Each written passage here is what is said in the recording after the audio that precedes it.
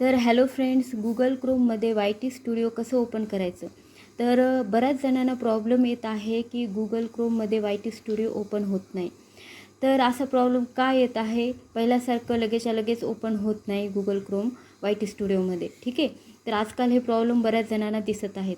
ठीक आहे, इथे तुम्ही पाहू शकता प्रोसेसिंग प्लीज वेट हे दिसत आहे. बऱ्याच जणांना प्रॉब्लेम दिसत आहे असा.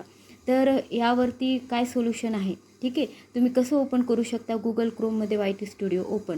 ठीक आहे, तर व्हिडिओ एंडपर्यंत पहा. व्हिडिओ आवडला तर प्लीज माझ्या व्हिडिओला सबस्क्राईब करायला विसरू नका. तर चला, तर अशा प्रकारे प्रॉब्लेम काय येत आहे तर मी पुढे सांगेल तुम्हाला.